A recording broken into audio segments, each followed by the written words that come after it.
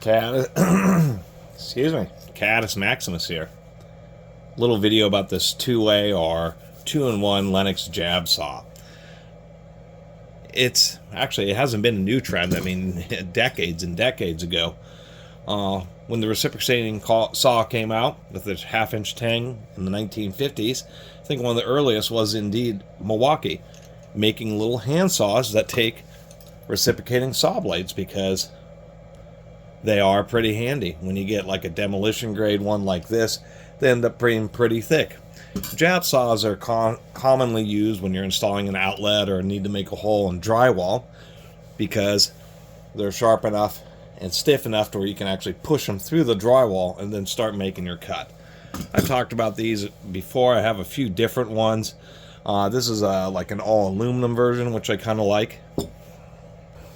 Of course, there's this traditional Milwaukee, which I like for the round handle because when you have to turn and do cuts in different directions, it's actually a bit more comfortable. I'll say the Lenox isn't too bad. It's actually not too uncomfortable of a design, maybe a little bit bulky. As these are, we have a couple different positions. We have a straight on position. We have an angled position so you can push through easier and then kind of pull on the front, which it gives you quite a bit of grip, kind of like a normal full-handled saw. And then of course they can fold up. One of the things I was noticing is we have a Lenox blade here, but oddly enough I just was like, is this defective or something? And it's not.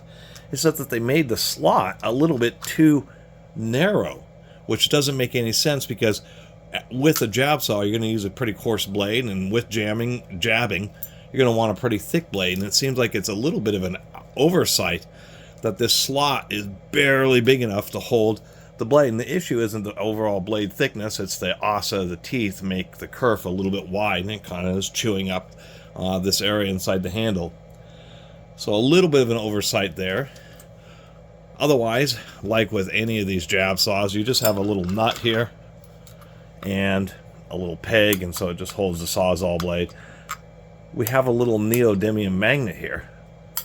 The problem is it's just a little bit too recessed, and so when you put in a blade, I think the idea was that you'd put in a blade and it would kind of hold it for you, but unfortunately it doesn't work too well.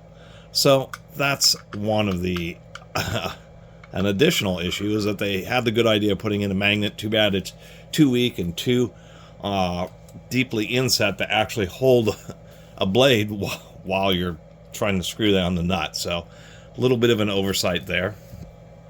Actually, I'll pull this off and you can use it with a hacksaw. Now you can't have a blade here and be able to fold it up while you have a hacksaw. Actually, maybe you can, to tell you the truth, before I make a fool of myself. This thing's about 20 bucks online. Let's see if you can. I'm not sure. I was just noticing that the slot for the hacksaw blade is slightly offset from the slot. So yes, indeed, there we go. Indeed, you can fold it up while still having a hacksaw blade stick out. As you can see there, it does sink in quite deep. They include this little ridge, so you can push this and push this ridge, or that's the idea, is to be able to push the ridge and get the blade to pop out. But it's just a little bit awkward, a little bit funky. Once again, if that slot wasn't so tight, then it'd be easier to unfold. Anyway, I'll pull this out so I'm not poking myself with it. We have the little slot in the other end, so it's designed to be a one-handed hacksaw blade holder. There are of course like premium versions like this old Eclipse from England, as well as like kind of more traditional one-handed hacksaw blade holders. So I thought that was actually pretty interesting. They just use this little screw and it just pinches on the side of the blade right into the plastic, so it's actually not damaging the blade. It is interestingly enough, you can use like a little adjustable wrench because it has two big flats.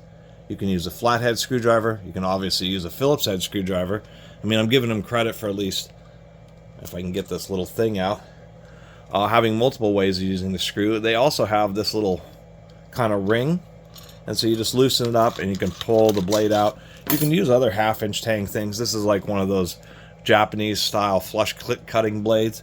You can of course use one of these in it and have it as a flush cutting saw. So I thought that was another innovative approach, was being able to use a hacksaw blade and have this be a 2-in-1 handle, which actually does increase its value. So that's all there really is to say about this Lenox 2-in-1 jab saw. I think it's a pretty decent design, but you know, it has some improvements. They need to improve the magnet here or just get rid of it because it's pointless.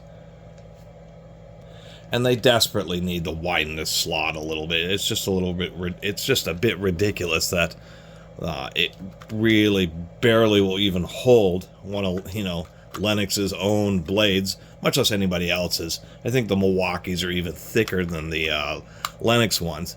And that's something that I find just a bit frustrating. Of course, as you use it and fold it and unfold it, the blades that you have in there will eventually chew their way to a wider slot. But nonetheless, kind of a big oversight. You can see on others where they have a big slot, so if you just happen to put in like a carbide tip blade, which has a really thick kerf, that will also give you trouble. Other than that, pretty decent ergonomics, although if you are cutting with this and, you know, maybe making a circle or something, and the large diameter grip, some people may like it, but some people may like something that's just a little bit smaller. And so that's the only other thing I'd really mention. Anyway, just thought it was a kind of a neat idea, and at least the Lenox is trying something different by making the tool a little bit more versatile, but could certainly use a couple of improvements. Anyway, thanks for watching.